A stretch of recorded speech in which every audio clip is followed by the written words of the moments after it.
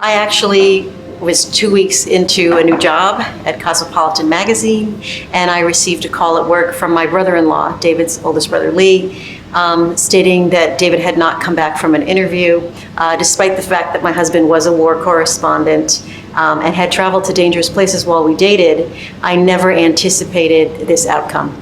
I had thought about what I would do if he was injured or perhaps killed, but never if he went missing.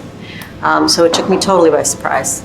Having a family member taken, kidnapped abroad, is an absolutely gut-wrenching experience. It's an earth-shattering, life-changing moment. It's confusing, there's misinformation, there's people that want to give advice that don't know what they're talking about. There's no clear, trusted place to turn to. We started Hostage US because we knew there was a need. We know that many, many, many Americans are taken hostage overseas each year, and their families suffer at home, often in silence. And we knew that there was no other organisation trying to deliver this kind of help and support. Hostage US is fiercely independent, and in that we're not representing the government's position or another government's position or any legal position. And therefore, the trust can be built from the standpoint that we don't have an agenda. I think that it's very important too that Hostage can provide hope and can provide a sense that there is an independent but empathetic and understanding. People who've lived through a hostage situation are a very thin sliver. There are not a lot of people who relate to them. They don't understand it. It's not something people often want to talk about. And so to have people who understand your situation because they have lived it or been associated with it is hugely powerful. Hostage US brings people who have been through this experience together. These are not actors, these are not your employers, they're not government officials. It's a neutral group who has an understanding of these cases, and also a commitment to maintaining your trust and privacy around your situation.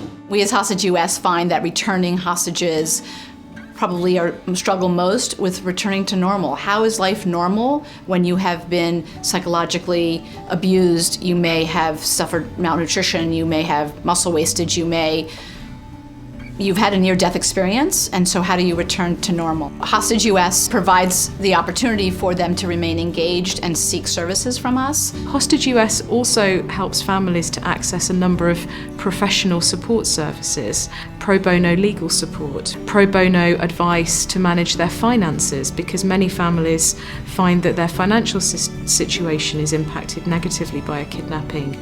They might need access to counsellors. We have a wide team of pro bono free advisors who will deliver those services to all families completely free of charge. As an organization, between staff and board, we've got a wide variety of experiences of people that have been involved in hostage and kidnapping situations.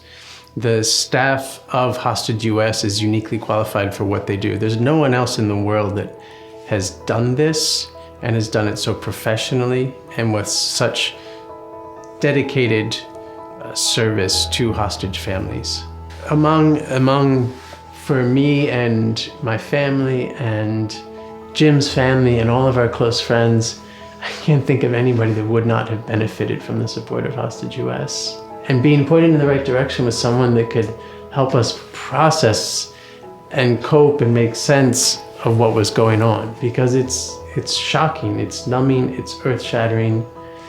And one of the worst feelings is to feel isolated.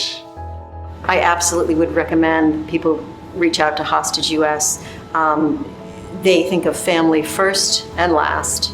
Their commitment is to serving the family, whether that takes the form of practical needs, whether that takes the form of counseling support, putting you in touch with other people who have been through the situation, or whether that takes the form of helping you learn about your situation, how it might progress, even geographically where your loved one is being held, what the current situation is in those environments. It's very hard to sort through that on your own.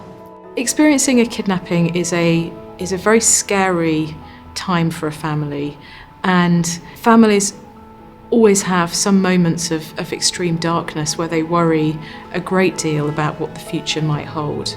I know from experience that one must always maintain hope of a positive outcome.